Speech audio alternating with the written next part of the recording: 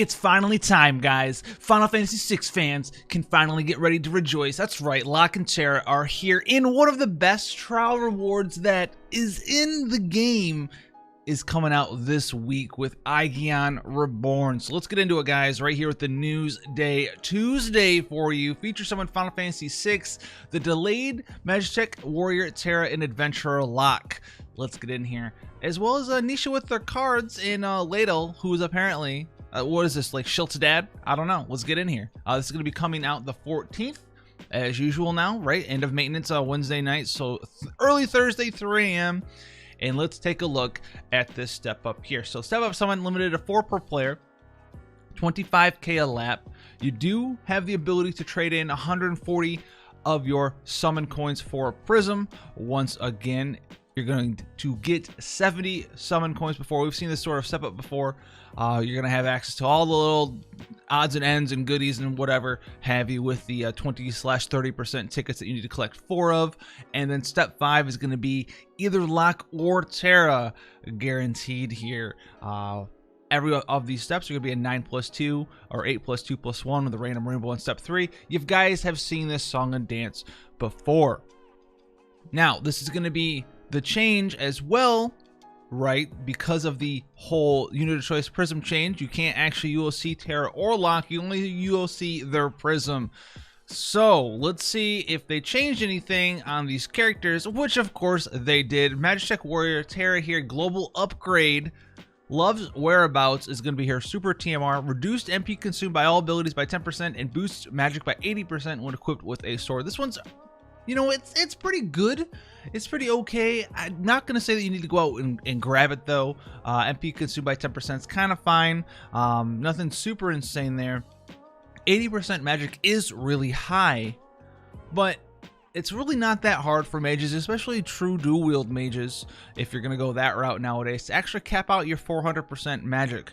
Really not that difficult for the most part. Double item world weapons, strong passives, all that stuff. Now it says she's got a global upgrade, but it also says that she's a mage with a down arrow. So let's see what's going on here with her kit. Her TMR Terra sword, 135 magic, 20% magic, and 87 attack. So that's going to be a pretty good TMR to just throw on her. Another reason that you don't really need her super TMR, because you can proc her trust ability with her Terra sword there. Now, the featured abilities here, the first one they're going to show off is complete magical activation, 1 use every 6 turns, reduce fire, wind, and light resistance for all enemies, boost your magic, and enable quadruple Magitek for 1 turn. So that's going to be quadruple cast for her skills there. Global upgrade to cast light, deals light damage, and light damage powers up with consecutive use to all enemies. So I'm going to assume that this is going to be a multiplier increase, since the only thing that it does do is more damage. Hopefully it's going to have an overall multiplier increase. It's not going to be something like, oh, it stacks faster or anything of that nature. She also got a buff to Riot Blade that they're showing off here, which is a 1 use every 3 turns. You consume some of your HP to deal partial unmitigated magic damage and drain MP from all enemies, and enable certain activated abilities for 1 turn to the caster as well. So hopefully she's got some other things that she got buffed up. She's pretty strong, but with the new changes to the summon pool system and the UOC pool system, Terra and Locke were one of the only 2 characters that it was really like a negative change for. Used to be able to be fully UOC'd, not anymore though. So it was going to be Magitek Warrior Terra and CG Warrior of Light were going to be the 2 non-Summon Fest characters who got kind of turned into this new summon pool system thing, because it got delayed a little bit, at least in the case of Magitek Warrior Terra here. Now, Adventurer Locke also got a global upgrade. His super TMR, you guys have probably heard about this one before. Locke's dagger, 165 attack dagger, chance to inflict sleep, but it also enables high-speed evasion, which is a chance to evade some physical and magical attacks. This gives you a boatload of evasion, 30% dodge, very crazy, very slot efficient if you want to throw this on someone like a tank. This is what a lot of people do use this for. It allows you to beef up your tank while still having that 100% dodge, so they don't die to either non-dodgeable attacks every once in a while, or they don't die to uncoverable magic or anything of that nature. So I know a lot of people are looking forward to Locke just for the super TMR. A lot of people have been saving up for that. I haven't personally, but I know a lot of you guys out there are waiting for this Locke's dagger. His TMR is the first rate treasure hunter. It nullifies charm which is actually pretty good. And then boost attack by 60% when equipped with a short sword. That is a dagger. Wish I would just change short sword to dagger, but you know what they say. It's not happening. I guess that's what they say. That's you know what they say. It's just not happening. All right, so his featured ability here: Submersion Dagger, damage one enemy 2 times and reduce water resistance. You're that thief. That's a weird name. Damage one enemy 2 times, boost own LB gauge failure rate, and enable Call Me Treasure Hunter for 1 turn. And then I'll Protect You got the global upgrade. Use 1 time every 7 turns.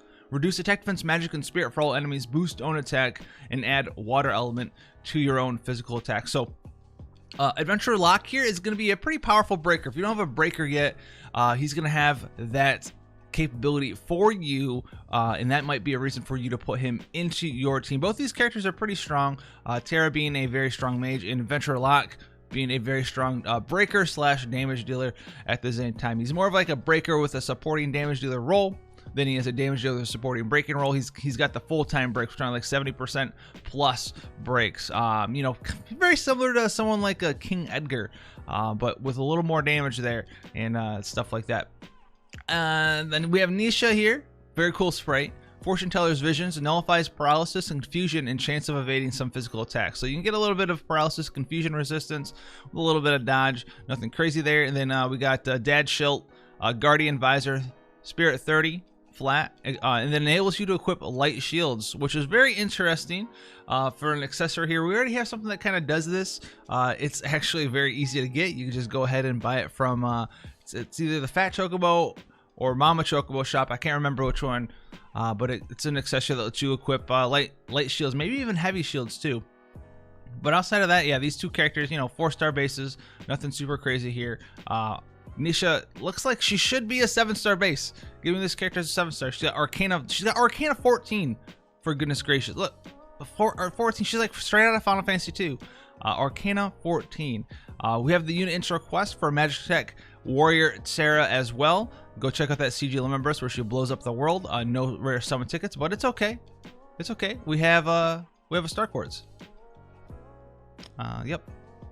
I'm out. All right, and then we have Narsh as the event for this banner. We have Final Fantasy VI Narsh event.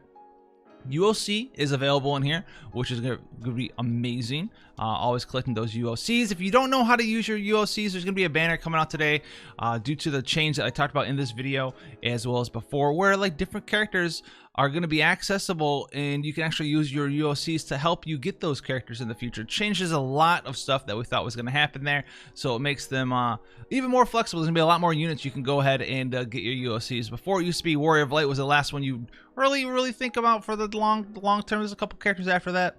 But now there's so many, so if you want to see that, make sure you do not miss that coming out later today. Rare summon ticket in here as well. We're collecting some coal. Santa Claus is coming to town. We have been naughty, not nice, and we have the Thief's Knife. Enables Agile Thief, chance of evading some physical and magic attacks, and a dagger. So we'll have to see what that rate is there. If so, we might have to pick that up. Reflect Ring, enable auto reflect. Reflect magic back at the self. Wait, reflect back magic cast at itself at the beginning of battle after being revived. So you just start with reflect on. I wonder if there'd be something weird you could do with that. You know what you do? You put this on, you cast re-res on yourself, you put it on the boss, and you steal it with Zahn. And then you put the re-res on your whole party. Easy strategies. Easy strategies. Protect the Esper's physical and magical. A little bit of attack and magic there. Nothing insane. USC ticket. Obviously, it's a King Mog event, so pull for the units. Running through Daybreak extra stages. This is going to be the Eldor Crimson Rain. We have some highly difficult extra stages. You get in here, you can go ahead and farm up your stuff to the bonus stage, beat that monster, get some rewards. Those are not detailed here, but then you can go up and farm some more Chris. So, you know, awaken your Heos, all that cool stuff, whatever it is you want to do, guys. And the thing I'm looking forward to the most, you will see ticket as well. A new quest awaits. The Machina of Destruction. Aegon's body uses powerful defensive abilities on itself when it has its arms, so you want to take out the arms first. So Aegon's coming in, dude. Aegon's coming back. I cannot wait. Each armor will appear up to 3 times. It's not going to be as long as a battle as it was. It's also a pretty it's easy battle to kind of cheese as well. If you really want to get the fist weapon, a lot of you guys out there will be able to beat this with a cheese strategy where you can kind of, if they haven't changed the AI anyway, where you can kind of like blow up one arm and then just kind of like chip away at the boss for a long time. It'll take you a while, guys. It's gonna take you a while because the body is really tanky, but it doesn't unlock any of its really strong abilities until you blow up both arms, because the body piece will just sit there and be extremely tanky. But one of the arms heals, one of the arms does damage. You blow up the arm that heals the body, and then you just kind of chip away at the body over and over and over and over and over for a long time, long time, and you'll be able to get this insane fist weapon reward. The crossed Aegean arm, 162 attack, two-handed weapon, enables High Tide and Arbiter of Mankind. This is gonna be 100% limit burst gauge fill rate. I think it's 100%. Maybe it's gonna be 150. I think it's 100% limit burst gauge fill rate, and then 75% man eater. It's also a two-handed fist weapon, which means that the average variance on it is 1.5 times multiplier. Incredibly powerful two-handed weapon here. We're talking two-handed bow / two-handed gun multiplier variants. So an incredibly powerful free reward here. Insane. It's super TMR tier weapon. So look out for that one here. 5-star trust move 10%, trust coin 250, and then the ULC. So I can't wait for the Aegean Reborn. You know, I'm gonna be out there. I'll probably make a guide for Aegean Reborn, especially for like the cheesiest strategy. I might not show it myself, but I will tell you guys how to do that there. Then the exchange shop for Locke and Terra, same stuff. Get the prism, and then the 20% ticket there. So that's gonna be the Locke and Terra. Again, I cannot wait. Final Fantasy 6. Let me know how you guys feel about it. I know how you guys are gonna already say, I'm so mad at Goomy, you can't ULC Terra. I'm upset. I understand. I can't be as upset as you are if that's the thing that you were doing, saving up all your coins. There's the turn in, so you can go ahead and get what, 10,000 lapis for 5 ULCs right now. If you want to help yourself do that step up, that could be a thing that you need to consider there, as well as the ability for you to ULC you know, the prism for 8 crystals. So maybe turn in some ULCs for lapis, do the step up, see where that gets you. We do have 1.5% on banner rate, 5% total rate, and that's going to be what you guys are going to have to do there. Outside of that, this looks to be the same thing as usual, although I want to say that in JP they had an even more expensive step up with CG Terra. I think they did. It was the more expensive, but you could get like their super TMR move. It was like a 6-step up, and like the last step was more expensive. I don't remember off top of my head, but I know that was a thing there. And if you guys do have that information, I know a lot of you guys out there are like masterminds, lock and key, steel spider trap web of data mined information out there. It's so long ago, guys, but I do remember that. There's something about a super TMR Moogle 6-step, and it was like 30k lapis, I think. A little bit more than that, maybe right around there. And you could get a super TMR Moogle. Maybe it was a 7-step lap up, because I remember it being like 35k lapis or something crazy like that. But you let me know what you had to have to say about that. I don't really care. When I saw it the first time, I didn't really care. Maybe if you were going for Locke Super TMR, that'd be something you're interested in. Trans-Terra Super TMR, though, it doesn't really matter that much. It's pretty good, but like at the end of the day, you don't really need it. But anyways, guys, look forward to the future of today. I might be putting out 2 more videos for you guys to consume. The USC video, and then something else is coming this week. And a lot of us are going to be really, really happy about it. So if you want to see that stuff, go ahead, hit that subscription button, turn the notification bell on. Love you guys a lot. Thank you guys for the support. And make sure to check out the videos from this week. Be informed as always.